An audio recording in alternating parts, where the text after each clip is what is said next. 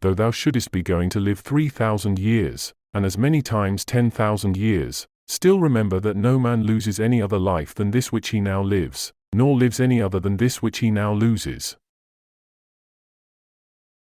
The longest and shortest are thus brought to the same.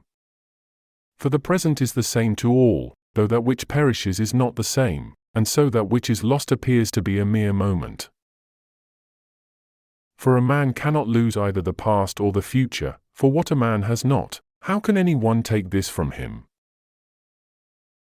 These two things then thou must bear in mind: the one, that all things from eternity are of like forms and come around in a circle, and that it makes no difference whether a man shall see the same things during 100 years or 200, or an infinite time, and the second, that the longest liver and he who will die soonest lose just the same.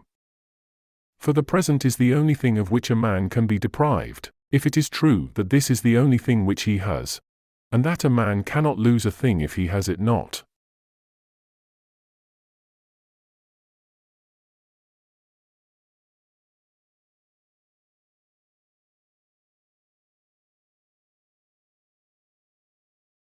The soul of man, like a precious gem, must be handled with care. But as with all valuable things, sometimes we forget, and in our ignorance, we inflict violence upon ourselves. First of all, the soul does violence to itself when it becomes an abscess, a tumor on the universe.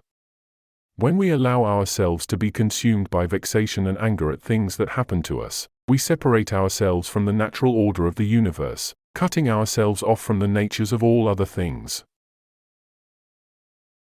Secondly, the soul does violence to itself when it turns away from others or moves toward them to cause harm. When we let anger and resentment fester in our hearts, we become a source of pain and suffering to others.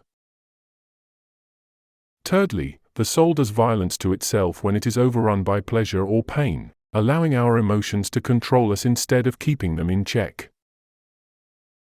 Fourthly, the soul does violence to itself when it fails to act in a way that is sincere and truthful.